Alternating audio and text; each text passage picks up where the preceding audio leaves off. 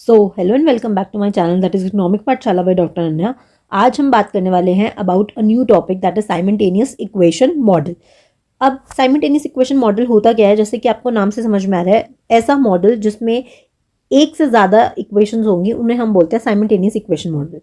तो when the independent variable in the one equation is also the independent variable in the other equation is also known as simultaneous equation model, or we can say that where there is a two-way or simultaneous relationship between the explanatory variable and the dependent variable. I know आपको यहाँ से समझ नहीं आ रहा होगा, हम simple एक example लेकर चलते हैं, वहाँ से आपको बहुत क्लियर समझ में आ जाएगा। मैंने क्या कहा, एक ऐसा मॉडल जिसमें मोर देन टू इक्वेशंस होती हैं, पहला फीचर। ठीक है, तो आपने केन्स का कंजप्शन फंक्शन पढ़ा होगा मैक्रो में, जो कि कहता है कि consumption is a function of income. अगर मैं इसको इक्वेशन फॉर्म में लिखूं तो ये होता है, it is beta not plus beta one Y T plus U T, right. और अगर हम बात करें कि इनकम किसका फंक्शन होता है, जो कि आपने नेशनल इनकम आइडेंटिटी में पढ़ा होगा, तो C T Y T national income is equal to C T plus I T, अगर हम टू सेक्टर मॉडल की बात करते हैं। ठीक है, तो अगर हम इक्वेशन साइमल्टेनियस इक्वेशन मॉडल की बात करें तो ऐसा मॉडल जिसमें एक से ज़्यादा इक्वेशन हो। सेकेंडली, जहाँ पर जो कि आपने इसमें पढ़ा, that one equation is when the independent variable in one equation is also the dependent variable in the other model or independent variable in the other model। जैसे कि आप ध्यान से देखिए इसको, वाई टी यहाँ पे क्या है, इंडिपेंडेंट वेरिएबल है, सी टी क्या है, डिपेंडेंट वेरिएबल है। देन यू हैव, इस इक्वेशन में देखिए तो आई टी बाहर से डिटरमाइन हो रहा है, तो it is independent variable, it is also independent variable and this is dependent variable, right. तो कह रहे हैं ऐसा मॉडल जिसमें एक इंडिपेंडेंट वेरिएबल दूसरे मॉडल में डिपेंडेंट होता है, और एक इक्वेशन में जो डिपेंडेंट वेरिएबल होता है वो दूसरे उसमें क्या होता है, इंडिपेंडेंट वेरिएबल होता है। इसी को हम क्या बोलते हैं, साइमल्टेनियस इक्वेशन मॉडल बोलते हैं। ठीक है, तो अगर हम फीचर्स पे जाएं तो यूनिक फीचर इस मॉडल का ये होता है कि endogenous variable in the one equation. अच्छा, एंडोजीनियस के तरीके से और एक बार समझा देती हूँ, what is endogenous variable and what is exogenous variable. मैं एक बार दूसरा कलर यूज कर रही हूँ ताकि आपको समझ में आ जाए। ध्यान से देखिए इसको, वाई टी जो है, पहले तो आपको ये पता होना चाहिए what is endogenous variable and what is exogenous variable. तो एंडोजीनियस और एक्सोजीनियस अगर आपको पता है तो आप नीचे कमेंट बॉक्स में लिख सकते हैं, आपने मैक्रो में पढ़ा ही होगा।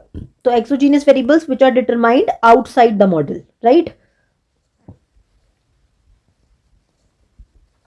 और एंडोजीनियस मॉडल क्या होता है, which is determined within the system या विद इन द मॉडल।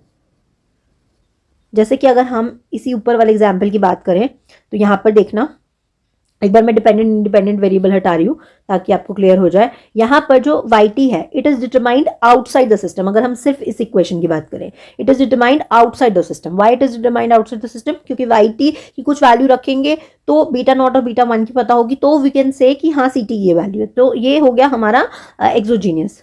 ठीक है, सी टी हमारा क्या हो गया, एंडोजीनियस। क्यों, क्योंकि इसकी वैल्यू गिवन होगी तो विद इन द सिस्टम आप उसको निकाल सकते हो। अब सेकेंड इक्वेशन की बात करते हैं, आई टी की वैल्यू बाहर से कुछ आएगी तब आप वाई टी की निकाल सकते हो। इसका मतलब ये भी हो गया एक्सो, ये हो गया एक्सो, और ये हो गया आपका एंडो।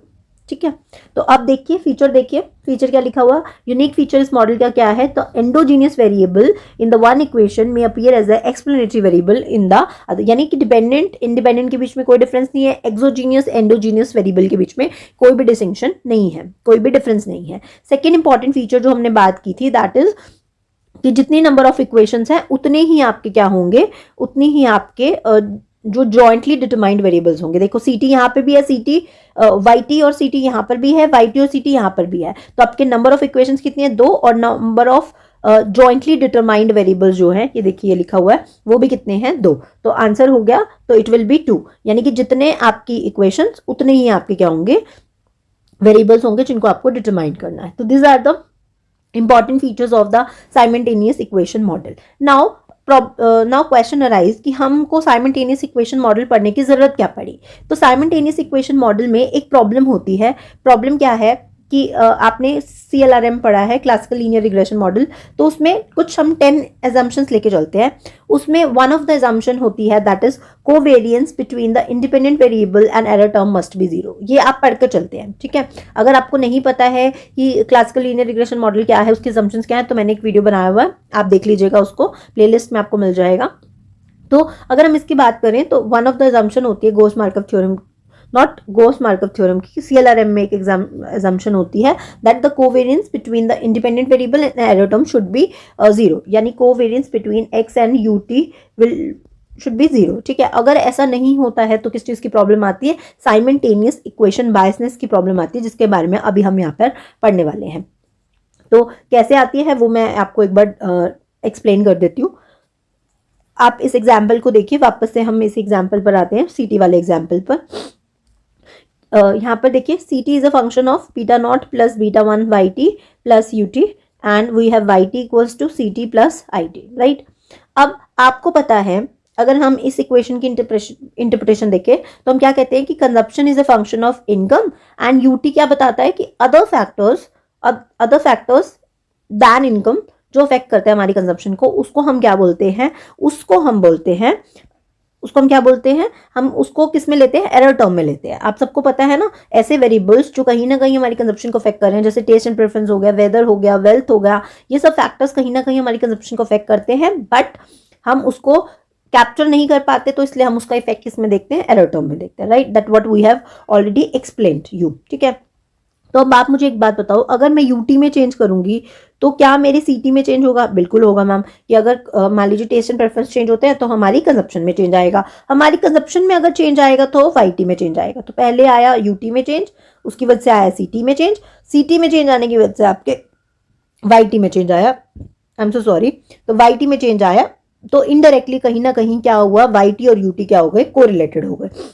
यानी कि जो बात हम बोल रहे थे कि वाईटी और यूटी यानी इंडिपेंडेंट वेरिएबल और error term should not be correlated, जबकि यहां पर ऐसा है, तो इसकी वजह से जो प्रॉब्लम अराइज होती है उसी को हम बोलते हैं साइमल्टेनियस इक्वेशन बायसनेस, यानी it refers to the problem that occur in the simultaneous equation because the endogenous variable of the system is also the explanatory variable and they are correlated with the error term, और वो error term के साथ correlated होते हैं, जिसकी वजह से ये प्रॉब्लम अराइज होती है। ठीक है, अब क्वेश्चन आता है कि अगर इसकी वजह से प्रॉब्लम हो रही है तो क्या प्रॉब्लम होती है? तो प्रॉब्लम ये होती है, द प्रॉब्लम दैट इज हम पैरामीटर्स को आइडेंटिफाई नहीं कर पाते, दैट इज बीटा नॉट और बीटा वन को आइडेंटिफाई कर पाना मुश्किल हो जाता है। सेकेंड थिंग, हम आइडेंटिफाई नहीं कर पाते, हम एस्टिमेट नहीं कर पाते पैरामीटर्स को, यानी कि इन सिंपल वर्ड्स में बोले OLS can not be applied on such equations, OLS को हम अप्लाई नहीं कर सकते। मोर ओवर अगर हमने ओएलएस गलती से अप्लाई कर भी दिया तो हमारे जो रिजल्ट्स आएंगे वो क्या आएंगे, बायस्ड और इनकंसिस्टेंट आएंगे। एक्चुअली में क्या होता है, जो हमारे पैरामीटर्स होते हैं वो अनबायस्ड होते हैं और कंसिस्टेंट होते हैं, लेकिन इसकी वजह से क्या इश्यू आएगा, बायस्ड और it will be biased and inconsistent. ठीक है, तो ये आपको अगर पूछे कि साइमल्टेनियस इक्वेशन बायस क्या है और क्या प्रॉब्लम होती है, तो आप ये इसको एक्सप्लेन कर सकते हैं। अच्छा, moving on to the next thing, there are two types of variables जिसके बारे में हम इसमें यहाँ पर बात करने वाले हैं। ओके तो टू टाइप ऑफ वेरिएबल्स आपको दिखेंगे जब आप ये चैप्टर पढ़ेंगे अपनी बुक से, तो आपको दिखेगा एक होते हैं एंडोजीनियस वेरिएबल्स, ठीक है, और एक होते हैं आपके प्री डिटरमाइंड वेरिएबल्स। तो एंडोजीनियस वेरिएबल्स जैसे कि मैं आपको बता चुकी हूँ विच is determined within the model, और ये स्टोकेस्टिक होते हैं नेचर में, जबकि जो प्री डिटरमाइंड वेरिएबल्स होते हैं वो मॉडल से बाहर डिटरमाइन होते हैं, that is outside the model. जैसे कि मैंने आपको एक्सोजीनियस के बारे में बताया, तो उसी का पार्ट है, एक होते हैं एक्सोजीनियस, एक होते हैं लैग्ड एंडोजीनियस। ठीक है, प्री डिटरमाइंड आपको नाम से समझ में आ रहा होगा, दैट इज डिटरमाइंड, मतलब जिसको हम पहले से डिटरमाइन कर चुके हैं, या तो ये मॉडल के बाहर होंगे या फिर जिसको हम पहले से प्री डिटरमाइंड है, यानी कि जिनकी वैल्यू हमें ऑलरेडी पता है, यानी जिसको हम ऑलरेडी डिसाइड कर चुके हैं, जिनकी वैल्यू हमें पता है, वैल्यू डिसाइडेड अर्लियर। ठीक है, तो इन दो तरीकों से आपको पता चल सकता है, तो दैट्स वाई एक्सोजीनियस हो गए और लैग्ड एंडोजीनियस। लैग्ड एंडोजीनियस जैसे मान लीजिए वाई टी है तो Y T minus one, C T minus one और आई टी, ऊपर वाले एग्जाम्पल में देखें, और सी टी और वाई टी जो है वो सी टी और वाई टी आपका एंडोजीनियस हो गया, और इसमें आपका हो गया प्री डिटरमाइंड वेरिएबल्स भी बोल सकते हैं, तो प्री डिटरमाइंड में हो गया आपका Y T minus one, C T minus one already हमें पता है, या फिर आई टी जो कि जिसको हम मॉडल्स के बाहर डिटरमाइन करें। तो these are the examples, I hope समझ में आ गया होगा। Now moving on to the next topic, तो नेक्स्ट टॉपिक है हमारा how to find reduce form equations from the structural equations. तो पहले आपको पता होना चाहिए स्ट्रक्चरल इक्वेशंस है क्या और रिड्यूस फॉर्म इक्वेशंस क्या है, तभी हम बता पाएंगे कि how we are going to convert it, right. तो स्ट्रक्चरल इक्वेशंस जैसे कि अगर हम बात करें, ये जो एग्जाम्पल अभी मैंने आपको करवाया था, this is the example of structural equation. तो स्ट्रक्चरल इक्वेशंस होती क्या है, जो एक स्ट्रक्चर को दिखाती है। Structural equations come from economic theory, ठीक है, एक इकोनॉमिक थ्योरी से इक्वेशंस आती हैं। इसमें पैरामीटर्स होते हैं जो कि which have a economic meaning, ठीक है। जैसे इसमें पैरामीटर्स हैं, कौन से हैं इसमें पैरामीटर्स? इसमें पैरामीटर्स आपके beta naught and beta one, they have a economic meaning, right. तो they have economic meaning. More over structural equations होती हैं, इसमें जो सबसे बड़ा ड्रॉबैक होता है दैट इज इसमें आपके एंडोजीनियस वेरिएबल्स जो होते हैं और प्री डिटरमाइंड वेरिएबल्स होते हैं वो कंबाइंड होते हैं, हम उनमें डिफरेंशिएट नहीं कर पाते। जबकि जब आप रिड्यूस फॉर्म निकालते हैं इसलिए हो ताकि हम क्या कर सके, रिड्यूस फॉर्म देखो नाम से ही समझ में आ रहा है, यहाँ पे लिखा भी हुआ है कि रिड्यूस फॉर्म इक्वेशन क्या करती है, एंडोजीनियस वेरिएबल्स को बनाती है as a function of pre determined variables and disturbance term, ठीक है, pre determined variables and disturbance terms में कन्वर्ट कर देती है। तो अगर हम बोले सिंपल भाषा में आपको समझाना चाहूँ तो स्ट्रक्चरल इक्वेशन ये है, इस पे हम डायरेक्टली ओएलएस अप्लाई नहीं कर सकते, है ना, इस पे हम डायरेक्टली ओएलएस अप्लाई नहीं कर सकते। देयरफॉर हम क्या करते हैं, हम रिड्यूस फॉर्म इक्वेशन निकालते हैं और फिर हम उसके ऊपर ओएलएस अप्लाई करते हैं। इसी मेथड को हम बोलते हैं इनडायरेक्ट लीस्ट स्क्वायर मेथड, जिसको हम फर्दर क्लासेस में समझेंगे कि कैसे उसको कंप्यूट करना है। बस अभी आपको ये पता होना चाहिए कैसे हम स्ट्रक्चरल फॉर्म से निकालेंगे रिड्यूस फॉर्म इक्वेशन, राइट।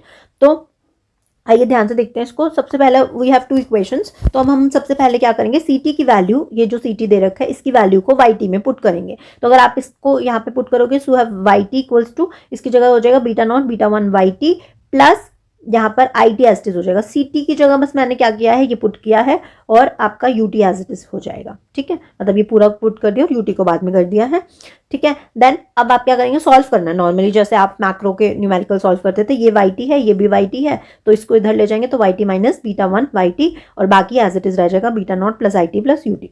अब वाई टी इसमें से कॉमन लेंगे तो बच जाएगा one minus beta not plus I T plus U T. So you have Y T equals to beta not, ये नीचे आ जाएगा पूरे उसके, तो one upon beta one, I T upon one minus beta one plus U T upon one minus beta one.